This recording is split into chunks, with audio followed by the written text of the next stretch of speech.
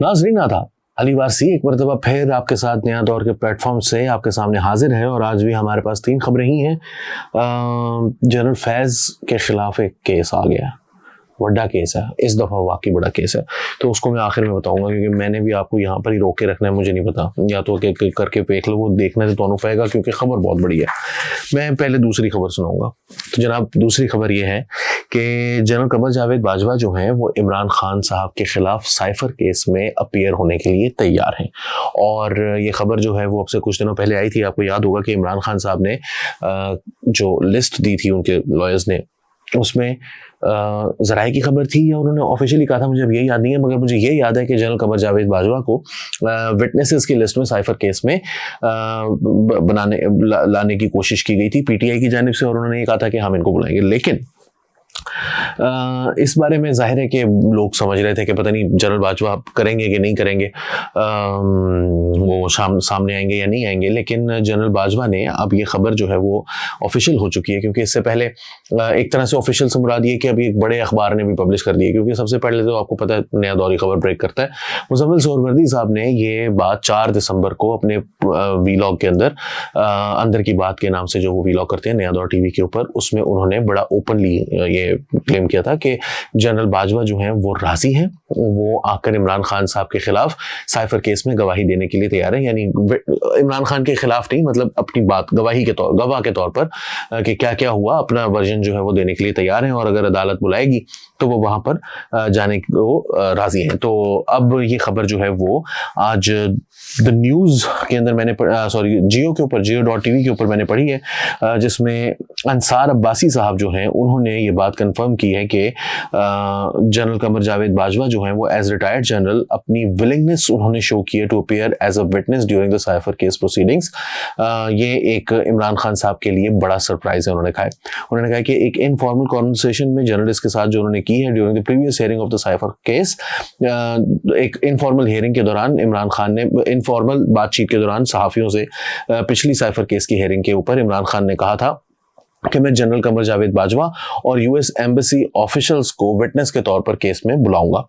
और एक जराए ने यह भी कहा था कि जिन्होंने बाद में फॉर्मर आर्मी चीफ के साथ जो है वो बात की जनरल बाजवा के साथ, कि वो इमरान खान को मायूस नहीं करेंगे, और जनरल साहब जो है वो बड़ी खुशी से सामने आने के लिए तैयार है, साइफर केस के अंदर बात करने के लिए एज अ विटनेस अपीयर होने के लिए तैयार है। He will however require permission from military authorities to do so, लेकिन उनको अगर फौजी जो क़यादत है या आला हुकाम हैं, जो मौजूदा हुकाम हैं, उनकी तरफ से इजाज़त होगी तो वो अपीयर होंगे। और उन्होंने कहा जी ये deposed premier is facing charges under the official secrets act, वो आपको पता ही है अच्छी तरह सारी बात है। तो उन्होंने पिछले हफ्ते ये कहा था इमरान खान साहब ने कि जो कुछ भी हुआ था वो जनरल बाजवा ने कहा था और डोनाल्ड लू के डायरेक्टिव्स पर ये सब कुछ हुआ था।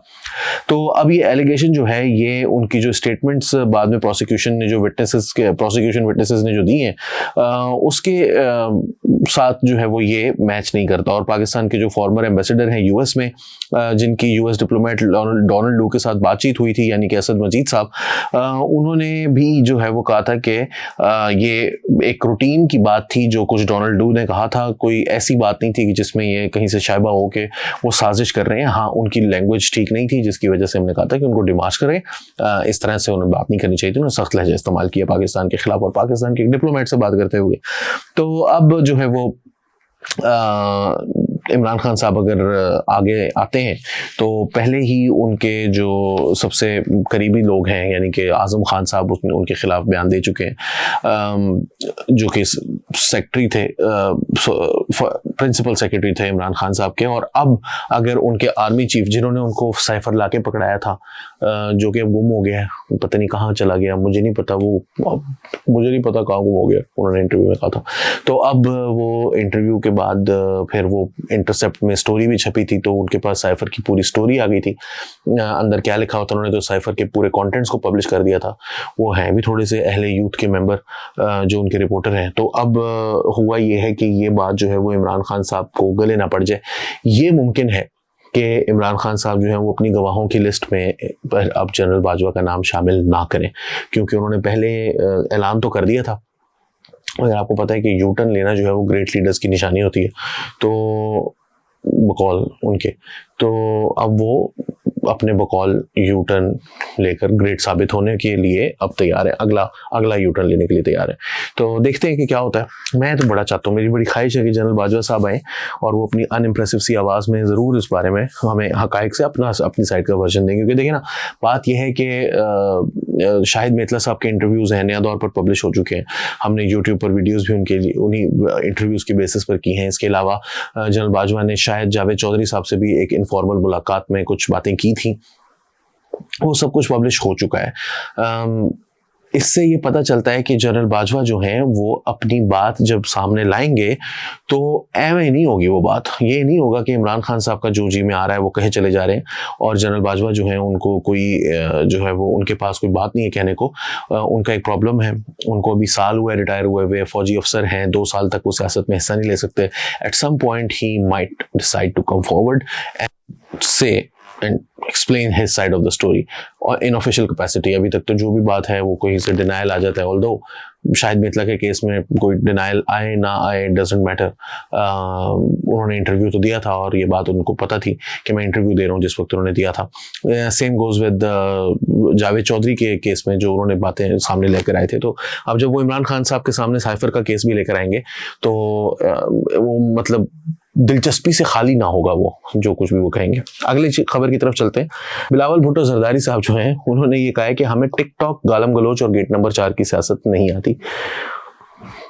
गालम गलोच की हद तक बिल्कुल बात ठीक है। कभी मैंने अगर आप पिछले 30-40 साल की सियासत देखेंगे, स्पेशली सिंस बेनज़ीर भुट्टो टोक ओवर PPP, भुट्टो साहब के दौर में तो हो जाती थी इस तरह की हरकतें, लेकिन बेनज़ीर भुट्टो के दौर से पाकिस्तान पीपल्स पार्टी जो है वो शायद पाकिस्तान की इस मामले में सबसे तहजीब याफ्ता सियासी जमात है जिसके मुंह से जो है वो गालम गलोच आप नहीं सुनते उनके लीडर्स की जानिब से।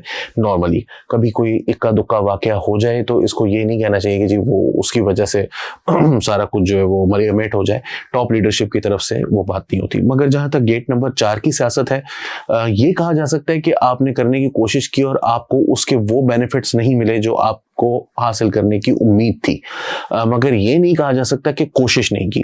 चाहे वो 2018 में कोशिश हो जब सेनेट के इलेक्शन के से पहले बलूचिस्तान के अंदर किया गया, उसके बाद इलेक्शन के दौरान, फिर इलेक्शन के फ़ौरन बाद सदारती इलेक्शन के दौरान, उसके बाद उस सेनेट के इलेक्शन के बीच में उस बलूचिस्तान के बीच में और इलेक्शन के दरमियान सेनेट के इलेक्शन भी हुए, उसमें भी बाप पार्टी बनवाने के अंदर भी किरदार। और फिर उसके बाद जब सादिक संजरानी को हटाना था तो भी, और यूसुफ रज़ा गिलानी को लाना था तो भी, और PDM जब बनानी थी तो भी, और PDM जब गिरानी थी तो भी, और फिर VONC के दौरान भी गेट नंबर 4 की सियासत जो है वो पाकिस्तान पीपल्स पार्टी ने मौका मिलने पर, मौका ढूंढने की कोशिश में मैं यूं कहूँगा ज़रूर की है। लेकिन हाँ, वो फ़ायदे नहीं हो सके जो दूसरी सियासी जमातें पंजाब से ताल्लुक़ रखने वाली या पंजाब में अपने फुट होल्ड रखने वाली, क्योंकि पीपल्स पार्टी को ये भी डिसएडवांटेज है। The reason why their politics always fails when they are trying to do some politics in cahoots with the establishment, वो उस वक्त फेल हो जाती है, इस मकाम पर आकर फेल हो जाती है कि पंजाब में उस तरह की पोजीशन नहीं है उनकी विचारों की जितनी की होनी चाहिए एस्टैब्लिशमेंट से अपनी बात बनवाने के लिए। ऑल्दो उन्होंने सर्विसेज जो है वो फराहम की हैं, उसमें फिर ये हुआ है कि उनको सिंध की हुकूमत जो है वो दे रखी गई और उनको जो ब्लैकमेल किया गया तो वो ब्लैकमेल हो गए और उससे भी थोड़ा सा उन्होंने फ़ायदा उठा लिया थोड़ा बहुत, क्योंकि केसेस तो थे ना। तो वो वाली चीज़ें तो बिल्कुल उन्होंने थोड़ी बहुत कोशिश की, मगर हाँ उतने सक्सेसफुल नहीं हुए। टिकटॉक की सियासत नहीं आती, ये एडमिशन ऑफ फेलियर है। ये कोई फख्र की बात नहीं है कि आपको टिकटॉक की सियासत नहीं आती। दुनिया टिकटॉक को देख रही है, आवाम से आपने इंटरेक्ट करना है, आवाम से आपने बात करनी है। आप ये कह सकते हैं कि हमें अपनी बात छोटे वीडियो के फॉर्मेट में जल्दी डिसेमिनेट करना नहीं आती और हमने सीखनी है। ये नहीं कह सकते कि टिकटॉक की हमें सियासत नहीं आती, वो जो कर रहे हैं वो बुरी सियासत है। वो बुरी सियासत किसी तरह नहीं है। आपको अवाम तक जाना होगा, सारी सियासी जमातों को। सिर्फ पाकिस्तान तहरीक इंसाफ इसमें या एक और बड़ी ख़तरनाक सियासी जमात है वो इसमें बहुत आगे है। वो भी वैसे उसमें जनरल फैज़ का किरदार है उनको बनाने में भी और PTI को बनाने में भी और ये ट्रोल आर्मी बनाने में भी, तो वो हम बाद में आते हैं, उनकी तरफ तो आना है अभी मैंने, लेकिन क्योंकि उन्होंने एक और भी चीज़ बनाई थी, वो भी हमारे गले पड़ रही है इस वक्त नज़र आ रहा है। तो वो जो पार्टीज़ हैं वो कर रही हैं, मगर जो पाकिस्तान मुस्लिम लीग नून है या पाकिस्तान पीपल्स पार्टी है, वो इस मामले में बहुत स्लो हैं। उनको अपना पैगाम छोटी छोटी वीडियो फॉर्मेट में लाकर अपने वर्कर्स तक और आम आवाम तक पहुंचाना चाहिए है, कोशिश करनी चाहिए। ये फेलियर है, इस पे फख्र करने की बात नहीं है, मतलब इसमें कोई ये बेइज्जती वाली गल है, बेइज्जती वाली बात हो रही है। ये इसमें आपको जो है वो टिकटॉक पर आने की ज़रूरत है, टिकटॉक से भागने की ज़रूरत नहीं है। ये कोई आपने अच्छी बात नहीं की है कह के कि मुझे नहीं आती, आप सीखें, अगर नहीं आती तो अच्छी बात है, अगर आपने एडमिशन किया है, मगर अब आप इसको समझे कि अब मुझे करने की ज़रूरत है। ये नहीं कि मुझे अब इसको नहीं करने की ज़रूरत है क्योंकि मुझे नहीं आती नहीं है, तो सीखें, करें, ठीक है ना। अगली खबर, आखिरी खबर, बड़ी खबर, उमर चीमा की खबर द न्यूज़ के लिए, जिसमें उन्होंने बताया है कि अफगानिस्तान के जो वजीर दाखिला हैं, यानी सिराजुद्दीन हक्कानी साहब, ये इंटरिम गवर्नमेंट है बाय द वे अफगानिस्तान की, उसमें पाकिस्तानी पासपोर्ट पर इस्तेमाल कर रहे हैं। वो हुआ कुछ यूँ है कि वजारत दाखिला के ज़राए से द न्यूज़ को, यानी कि उमर चीमा के जो कि द न्यूज़ के रिपोर्टर हैं, उनको मालूम हुआ है कि अफगानिस्तान के वजीर दाखिला सिराजुद्दीन हक्कानी का नाम ऐसे हज़ारों अफगान शहरियों की फहरिस्त में शामिल है जिनके पास माजी करीब तक पाकिस्तानी पासपोर्ट था। सिराजुद्दीन हक्कानी को 5 साल के लिए पाकिस्तानी पासपोर्ट जारी किया गया था, जो उन्होंने कई ममालिक बिलखुसूस कतर जाने के लिए इस्तेमाल किया। कतर में उन्होंने अमरीकी हुकूमत के साथ मुज़ाकरात किए थे, जिसके नतीजे में दोहा मुआहिदा सामने आया था और अमरीका का अफगानिस्तान से इनखला मुमकिन हुआ। हक्कानी को पासपोर्ट जारी करने वाले 2 ओहदेदारों को गिरफ्तार कर लिया गया है, जिनमें से एक उस वक्त मुलाजमत से रिटायर हो चुका था जब उसके खिलाफ कार्रवाई शुरू हुई। रिकॉर्ड की सफाई की काम की मालूमात रखने वाले एक बाखबर ओहदेदार ने बताया कि अफगान शहरी को जारी किए गए 30 से 40 हजार पासपोर्ट्स ब्लॉक कर दिए गए हैं। मुख्तलिफ शहरों में कायम पासपोर्ट ऑफिसेज ने अफगान शहरियों को पासपोर्ट जारी किए, जिनमें सिंध के शहर कराची और ठट्ठा शामिल हैं। बलोचिस्तान और केपी के शहरों का नाम बताए बगैर मज़कूरा ओहदेदार ने कहा कि मुख्तलिफ शहरों में कायम पासपोर्ट ऑफिसेज भी इस बदउनवानी में मुलव्वस पाए गए हैं। जहां तक हक्कानी के मामले का ताल्लुक है, हुकाम को पेशावर से ताल्लुक रखने वाले एक सहाफ़ी की इत्तला पर पता चला। वो सहाफ़ी इसी प्रवास पर मौजूद था जिससे हक्कानी दोहा गए थे। वहां मौजूद इमिग्रेशन काउंटर पर उन्होंने सफरी दस्तावेज के तौर पर पाकिस्तान का पासपोर्ट दिखाया। ये देखकर मज़कूरा सहाफ़ी हैरान हुआ कि आखिर इन्हें पासपोर्ट कैसे जारी हुआ, लेकिन ये बात रवां साल अगस्त की है जब इस सहाफ़ी ने पाकिस्तान में पासपोर्ट हुक्काम की तवज्जो एक मुबाहिसे के दौरान इस मामले की तरफ मबजूल करवाई। जब जांच पड़ताल की गई तो सहाफ़ी की फराहम करदा मालूमात दुरुस्त साबित हुई। इसके बाद मामले की इंक्वायरी कराई गई, जिससे पता चला कि पासपोर्ट पीटीआई हुकूमत के दौरान पेशावर से जारी किया गया था। अब पेशावर का लिंक जो है वो खतरनाक है, 2 चीज़ों के हवाले से, एक तो पीटीआई का और दूसरा जनरल फैज़ का। मुझे नहीं पता कि ये पासपोर्ट कब जारी हुआ है और इसके अंदर ये डिटेल्स नहीं लिखी हुई। वैसे तो पाकिस्तान की जो फॉरेन ऑफिस है उसने कहा कि हम इस पर डिटेल्स जो है वो लेकर फिर बात करेंगे, क्योंकि ऑब्वियसली इट्स ब्लोइंग अप। लेकिन जो उसने बात बताई है वो ये है कि पेशावर के पीटीआई की हुकूमत थी और पेशावर के से जो है वो जारी किया गया था। मगर पासपोर्ट जारी करने वाले अफसर का कहना था कि इससे एक शख्स ने राब्ता किया जिसने खुद को इंटेलिजेंस एजेंसी से ताल्लुक रखने वाला सीनियर फौजी ओहदेदार बताया और कहा कि हक्कानी के लिए सफरी दस्तावेज जारी की जाए। तो अब ये प्रॉब्लम थोड़ा सा है कि वो बंदा जो है वो ये मानने के लिए तैयार नहीं है कि वो कौन सा आदमी था जिसने मुझे कॉल की थी, क्योंकि उसने कहा कि उसने तो सिर्फ एक फ़ोन किया था। अब ये फ़ोन पर मान गया।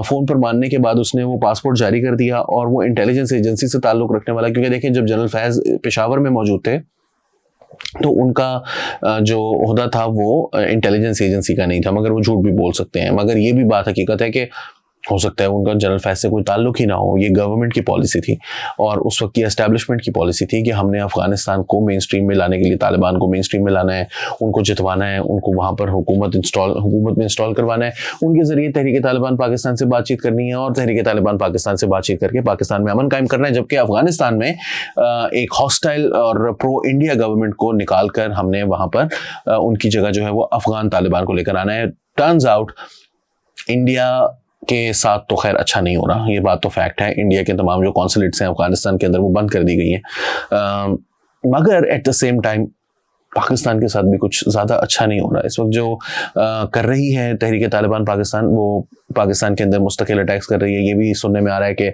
बलूचिस्तान के सेपरेटिस्ट्स के साथ मिलकर भी वो कोई बड़ी कार्रवाई करने के प्लान में है। तो ये पॉलिसी जो है वो बुरी तरह से बैकफायर हुई है। मगर अब क्या इन लोगों को पकड़ा जाएगा? ये 2 बंदे तो पकड़ लिए गए हैं। सऊदी अरब ने ये बताया था, बाय द वे 12,000 वो पासपोर्ट निकले हैं जो अफगान शहरियों के पास थे, पाकिस्तान के पासपोर्ट उनके पास थे, अफगान शहरियों के। तो अब जो है वो मतलब वो तो बड़े मज़े से डुअल नेशनैलिटी एंजॉय कर रहे थे।